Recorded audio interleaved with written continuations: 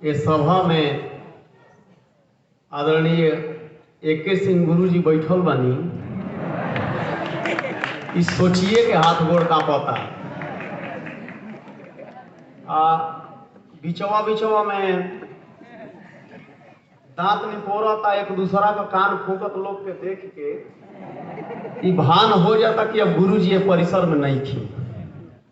ना तो बचवा हमनी का नापियो तो उनके ताली बजावे के पड़े। तालियों एगो सीमित रहे। आ सवेरे ही प्रार्थना स्थल पर एक पंक्ति अगर ये सुना जाओ कि कुछ अराजक तत्व ऐसे हैं जिनकी उच्छृंखलता आपराधिक प्रवृत्ति की ओर बढ़ रही है, नाव ना लियाओ, ओकरा बाद पूरा परिसर में हमने को रही जाए जौन सबसे निमन से प्रार्थना करी जा भगवान का कि हे भगवान आज बाँच जाओ जीव के उतर। बहुत सौभाग्यशाली बाड़ा जाए कि खुल के हंसे के मिल जाता। यह चलो कि चैनल बदल दें, ठीक बा। आज के नवीन आ पुरातन छात्र समागम में पधारल मुख्य अतिथि जी फादर विलेरियन डिसूजा और फादर पी जोसेफ का साक्षात प्रतिमूर्ति का रूप में वर्तमान में विद्यमान ये विद्यालय का यशस्वी श्रद्धेय प्रधानाचार्य फादर फेलिक्स राज जी, महात्मा संत कबीर का देहल सिद्धांत अंतर हाथ सहार दे बाहर बाहे चोट को खूब नीमन से हमने ऊपर प्रैक्टिकल कह के हमने के ठोक बजा के तैयार कर देवे वाला हमने का आदरणीय गुरुदेव जे नया बा जे पुरान बा सबके सादर प्रणाम। आ हमनी का प्रतिमूर्ति का रूप में छोट छोट छात्रा लोग के बहुत बहुत प्यार। बड़ा सौभाग्य बा कि आज फिर एजा खड़ा होकर बोले का मौका मिलल बा। सन 96 में कक्षा 6 में एडमिशन भई रहे।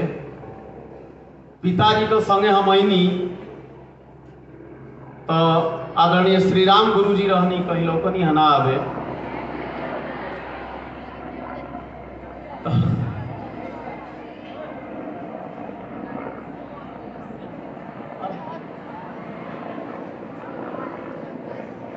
पिताजी के देखी के पूछनी कि अच्छा ब्रजेश तोहरे लड़का हम, तो वहां को मनमोहक मुस्कान देख के हमारा बुझा गई कि हमारे पिताजी जब पढ़ले हो तो बहुत ही यशस्वी रहल हुई। तो हम सोचनी कि कम से कम पिताजी से 19 ना हो कि 2 जो 21 हो जाए तो ठीक रही। तो वही पर चलत चलत कक्षा 7 में जब आईनी तो आदरणीय गुरु जी का द्वारा चंबल का शेर का उपाधि मिलल। पहले प्रार्थना स्थल पर बुला के एकदम लचीली कईन का डंडा से 50 डंडा और बाद चंबल के शेर हो। तो 10 में जबले हाई स्कूल पढ़ने तबले लड़का देखा तो कह कि चंबल का शेर हो। कौनो कार्यक्रम होके कक्षा 6 में फैंसी ड्रेस में हिस्सा ले लेनी।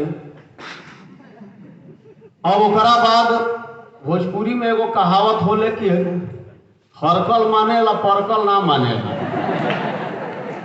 अब हर बेर नाव जोड़ा जाओ। संजीव त्यागी इस प्रतियोगिता में भाषण प्रतियोगिता में हम कहीं ना गुरुजी ना हो पाई तो गुरुजी कहीं कि काहे गोबर खा के आई बड़े आज दिमाग काहे नहीं खेचल। तो लगभग हर प्रतियोगिता में भाग लेबही के पड़े। तहिया ना बुझाई, तहिया बुझाई कि बड़ा शोषण होता। कौनो अधिनियम रह रही तो मुकदमो कैले रहती है। लेकिन हाई स्कूल पास करके जब बगल में गई नहीं तो यहाँ जितना अंतर्निहित शक्ति हमारा एक के संगे जाके तुरंते स्वर्ण जयंती समारोह मनावल जात रहे वो विद्यालय का, ओमे नाटक खेले का एगो कार्यक्रम रहे। एगो गुरुजी कहनी कि एमे एगो भाग नहीं खे, वो अगर जोड़ा जाए कैसे हो तो बड़ा अच्छा हो जाए। तो केहू लिखे वाला ना भेटाई तो हम सोचनी कि हम ही लिख देतनी,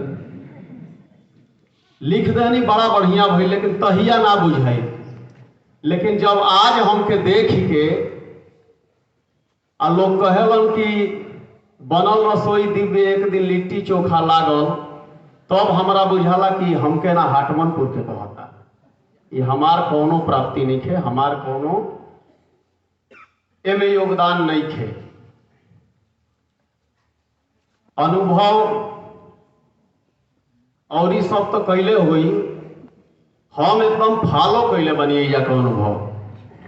ऐसे कि गांधीनगर पढ़ी तो एगो गुरुजी हमके श्राप देहनी कि त्यागिया भगवान करस कि तू मास्टर हो जो। आज जब तोर छात्र खड़ा होके तो के उल्टा सीधा बोली, तब तो के बुझाई कि मास्टर से अगर ओकर शिष्य कुछ बोलेला तब कितना पीड़ा होले। तो हम कहनी कि ये गुरुजी हम एके सिंह गुरुजी का चेला हैं, हम उनका खड़ा होके से पहले ही उनके तोड़ दी। तो जहां हम पढ़ाई ना बुंदेलखंड में विद्यालय बा, 2010 में हमार नियुक्ति भइल आ 2011 में वो जाकर पीटीआई रिटायर हो गई। तो हमार कद काठी देख के प्रिंसिपल साहब हमारे के अनुशासन प्रभारी बना थे हम। तो आज स्थिति बा कि वो जाकर छात्र छात्रा लोग पूछे ला लोग बुंदेलखंडी में कि सर जी इतो कायम धुनकत हो आप, धुनकत है तो माने सर जी इतना क्यों मारते हैं आप। तो हम लोग से कही ना कि ये बउआ हम ये पौल ही बनी। जीवन का इस शाश्वत सत्य हो, कर्म का भोग और भोग का कर्म। तो हम जो पौले बने हुए ना दे तो हम लोग के एक से अधिका कुछ पौल ही नहीं की। बहुत याद जुड़ल बड़ी सब, अपना के सौभाग्यशाली माना जा कि हाटमनपुर में पढ़े के सौभाग्य मिलल बा। हमनी को खाकी पैंट आ उजरका शर्ट पहिर के आई जाके वो पूछे कहाँ पढ़े ला बबुआ, तो छाती चाकर करके कहीं जाके हाटमन। एगो सम्मान का बात रहे पढ़ल। हिमांशु भैया कहत रहन तो अपना आप का एगो आत्म सम्मान का बात रहे कि हम हाटमनपुर में पढ़ी ना, हाटमनपुर का छात्र हैं। अब बहुत कुछ सीखनी जाए जैसे यही जाकर देन बा कि आप लोग का सामने खड़ा होके आ दू शब्द बोल लेतनी नहीं, महा पे सहूर आदमी रहनी हो। सच्चाई बिया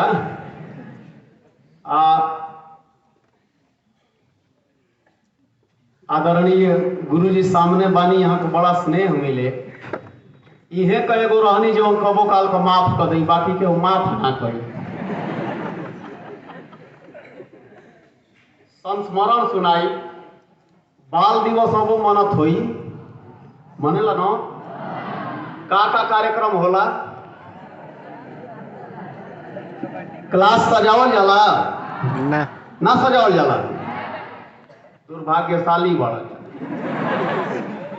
हमनी का क्लास सजाई जा, साज सज्जा होके कक्षा 6 में आईनी जा तो एगो सत्य प्रकाश राय रहलन, एगो शुभकरण सिंह यादव रहलन। तो ये दोनों जना शाश्वत रूप से कक्षा नायक बन गई, क्लास मॉनिटर बन गई। वो लोग के चुनवाई जा कि हमनी के बचाई लोग, लेकिन एगो पीरियड खत्म भइला के बाद दूसरका पीरियड शुरू होके बीच में जो अंतराल होला गुरुजी कहला को, उतने में हमनी का इतना निमन काम कर दी जा कि करिया ब्लैक बोर्ड पर हमनी का नाम उज्जर उज्जर लिखा जाओ। और बाद जब गुरुजी आवस तो सेवा जौन भइल वो सेवा का परिणाम बाकी या जिंदगी में कहीं नाव लिखाई तो उजरे से लिखाई, कहीं करिया से ना कहीं लिखाई तो उजरे से।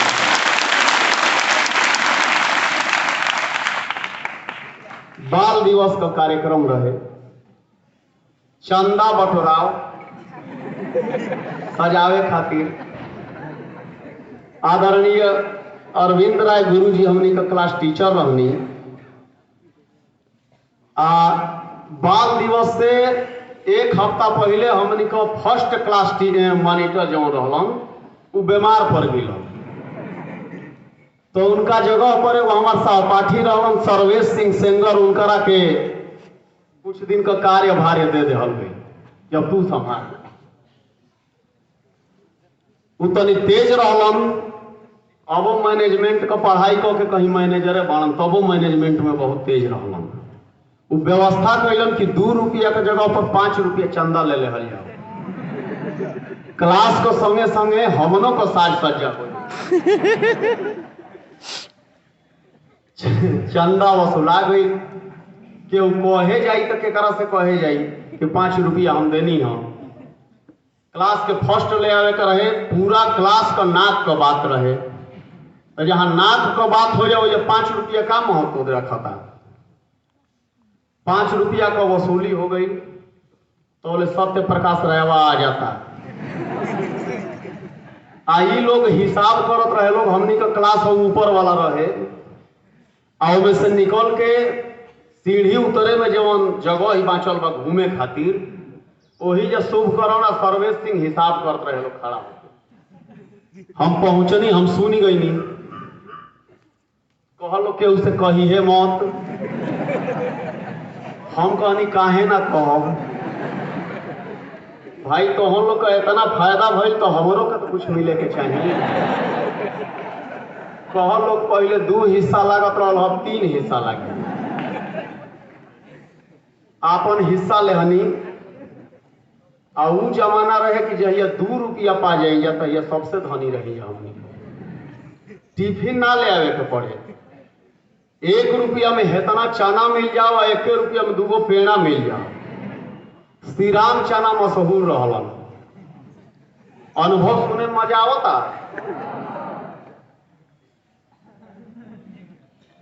अच्छा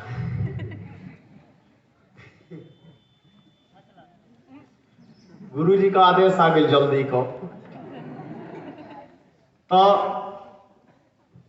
जौन हिस्सा मिलल में खूब किस्मी बार और का चलल। तो जब क्लास मॉनिटर अलन उनके पता लग गई, तो गुरु जी से बता दिलन कि 5-5 रुपया वसूल ले बड़न से।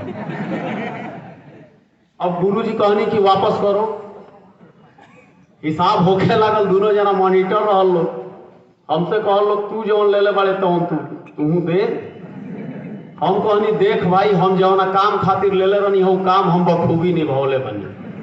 तो हनी का हमके देले एक खातिर रहल सकी केहू से बताइए मत, हमके उसे बतावले बनी, हम केहू से नहीं खी बतौले।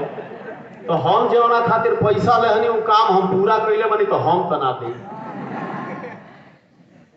आदेश कविता सुनावे को भई रहल हो। आदरणीय गुरु जी संघर्ष का बात कैली हम। एक बेर हमारे गो शिष्य बाणन पूछत रहलन महात्मा ज्योतिबा फूले के बारे में कि गुरु जी वो बोरा पर सूत के इतना यूनिवर्सिटी कैसे खोल दहलन, इतना बोड़ काम कैसे कर दहलन। तो हम उनके बतौनी कि बाबू ये दुनिया में जे बोड़ काम कैले बा बोरेस पर सूत के कैले बा, गद्दा पर सूत के जिन कैले बाड़न उनकर कहीं नहीं खे गई ना कहीं इतिहास लिखाइल बा। जे संघर्ष कैले बा उहे पौले बा, जे संघर्ष कैले बा वो मानवता के उजागर कैले बा, आ जे परोपकार खातिर संघर्ष कैले बा वो देवत्व के प्राप्त कैले बा। तो एके व्यक्त करत तने और समय ले गुरु जी हम बड़ा दिन पर जब बोले के मौका मिलल बा, तो इतना जल्दी तो ना टोलब। तो चिउरा दही सब खैले हो ना, चिउरा दही के माध्यम से संघर्ष का गाथा बहुत लोग का आदत रहेला रोते फिरेला लोग, बड़ा दुख बा दुनिया में, बड़ा सहतनी, बड़ा झेलतनी। तो ऐसे ही चिउरा दही को बत कही दिया, विधना सब दुख देले बाणन हमरे के अरकी में, विधना सब दुख देले बाणन हमरे के अरकी में, चर्चा आज के शुरू भइल गुड़ चिउरा और दही में। चहल लाख छुपावल बाकी लोर छुपा ना पैलन, कांपत गरवा बोल संहारत चिउरा आगे अइलन। पहले आपन व्यथा चिउरा कहत हन। अब जे देखले हुई चिउरा कैसे बनेला, कैसे कुटाला, उ ध्यान ले। जिंदगी भर अनका खातिर हम कतना कष्ट सही ले, कवन कर्म के भोग विधाता भोगत हम ही रही ले। पहले हमके कांचे दूधे काटल पीटल जाला, ओसे जान बचे तो खौलत पानी भाग भेटाला। 24 घंटा खूब फुला के फिर से पतवल जाला, मार परे तन ऊपर इतना खलड़ी दूर बिगाला।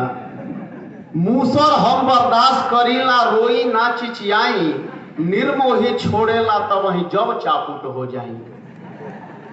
फटक बीन के राखल गईनी तबो आदमी धोवे, खात समय फिर गरम दूध में लागेला करमोए।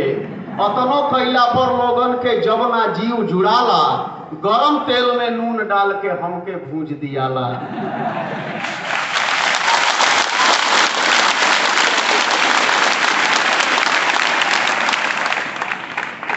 महाभागा हम तो बानी, महाभागा हम तो बानी, बुझली आज सही में। चर्चा एक दिन शुरू भइल गुड़ चिउरा और दही में। आगे अब गुड़ कहलन कि तोहरा संग एतने होला ना, अब हमार सुनो। चिउरा के बतिया सुन गुड़ के दिल में लागल भाला, रो के कहलन हमरा के तनिका कष्ट दियाला। जरिए काटल छीलल जाला नटई तूर दियाले, कोल्हू में फिर जबरी देहिया हमरो हूर दियाले। ठोप ठोप रस गारल जाला कुछौ ना कर पाई, पतई मोर लवाही हम ही फूकल जाई। ऐसे बोर कष्ट और कुछ ना हो सकेला कि अपने आदमी जरावत होके अपना के। पतई मोर लवाही लवाही से खोरल जाला और खोर खोर जरावल जाला। पतई मोर लवाही हम ही फूकल जाई, धीरे धीरे पाग देख के हमके जारल जाला। बीच बीच में गुर्दम लेके रगड़ल मारल जाला, चिन्हे चिन्हवैया आवेलन सुघर पाग बनावे। वौरी लागेला चेक करके देखे कि कहाँ ले पहुंचल बा। चिन्हे चिन्हवैया आवेलन सुघर पाग बनावे, हम डहकीला ऊ लागेलन महिया राब बतावे। नीचे उतरीला जरलो पर चैन तबो ना बाटे, ठंडे होखत लागे लोगवा खुरपी खुरपी का।